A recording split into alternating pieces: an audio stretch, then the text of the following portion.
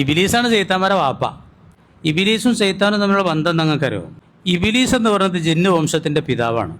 ആദം നബി ആർക്കുള്ള പിതാവായതുപോലെ മനുഷ്യവംശത്തിൻ്റെ പിതാവായതുപോലെ. ജിന്നിനൊക്കെ വിവാഹത്തിന് വേണ്ടി പഠിച്ചതാണ്. പക്ഷെ ഓലെ പിതാവാരാണ്?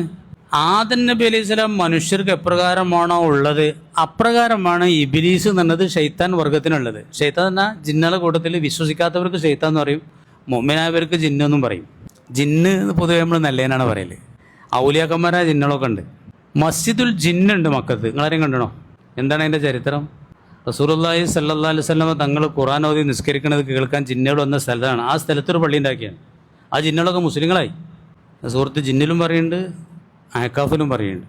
അപ്പോൾ ഇത് സൊറഫ്ന ഇലൈക നഫറ മിനൽ ജിന്ന് എന്നാണ് ആക്കാഫ് സൂറത്തിൽ അത് പറയുന്നത്. ജിന്നുകൾ അങ്ങോട്ട് മുസ്ലിങ്ങളായി. അയാൾ കേൾപ്പിച്ചുതരാം.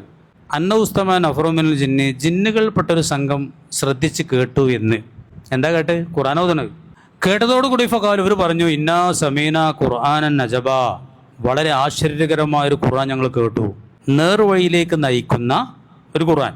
ഉടനെ ഞങ്ങളത് വിശ്വസിച്ചു. ഇനി ഞങ്ങൾ റബ്ബിനെ കൊണ്ട് ഒരുത്തിന് ഞങ്ങൾ പങ്കു ചേർക്കൂല. ഇനി ഞങ്ങൾ ശിർക്കൊന്നും, മുശ്രിക്കീങ്ങളായിരുന്നു ആ ജിന്നുകളൊക്കെ. ഈ സൂറത്ത് ഏതാണ്? സൂറത്തുൽ ജിന്നാട്ടോ. അതിൻ്റെ ഫസ്റ്റ് ആയത്താണ് പേനാവധി. ഞങ്ങളുടെ രക്ഷിതാവിൻ്റെ ജദ് അവസ്ഥ വളരെ ഗംഭീരമാണ്, അത്യുന്നതമാണ്. ഞങ്ങളുടെ കൂട്ടത്തിലെ വിവരമില്ലാത്ത ആളുകൾ അല്ലാഹു തആലാന്റെ മേൽ വളരെ വലിയ അക്രമമായിരുന്നു പറഞ്ഞിരുന്നത്. അള്ളാഹ്ക്ക് മക്കളുണ്ട്, ഭാര്യയുണ്ട്, കുട്ടികളുണ്ടെന്നൊക്കെ ഇന്നും എല്ലാ അക്രമികളും തന്നെയാണ് പറയണത്. എല്ലാവരും പറയണത് തന്നെയാണ്. ജിന്നും മീൻസും ഒന്നും അള്ളാഹിൻ്റെ മേലിൽ കള്ളം പറയില്ല എന്നായിരുന്നു നമ്മൾ കരുതിയത്. അങ്ങനെ നമ്മളതൊക്കെ വിശ്വസിച്ചു. മനുഷ്യരെ കൂട്ടത്തിലെ ചില ആളുകൾ ജിന്നുകളെ കൂട്ടത്തിൽപ്പെട്ട ചില ആളുകളോട് ശരണം തേടുമായിരുന്നു, അഭയം തേടുമായിരുന്നു.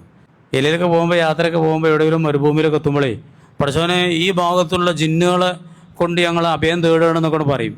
അപ്പോൾ ഇവർക്ക് ജിന്നുകളുടെ ഭാഗത്ത് നിന്ന് വലിയ സഹായമൊക്കെ കിട്ടുകയും ചെയ്യും.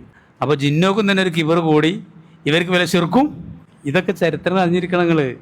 ജിന്നൊക്കെ അത് കേൾക്കുമ്പോൾ ഭയങ്കരമായി മനുഷ്യന്മാരൊക്കെ നമ്മളത്തോട്ട് അഭയം തേടാൻ തുടങ്ങി. അത് തേടിയ ജിന്നുകളുടെ ഭാഗത്ത് നിന്ന് എല്ലാ ഹെൽപ്പുകൾക്കും ഉണ്ടാവും ചെയ്യും. പിന്നെ ഒരു ദ്രോഹവും ശല്യമൊക്കെ ആ പരിസരത്തുണ്ടാവില്ല.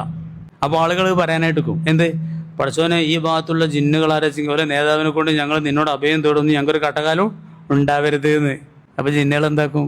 പോലെ ഇതൊക്കെ അറിഞ്ഞിരുന്നോളൂ, ഇതൊക്കെ തന്നെയാണ് നടക്കണത്.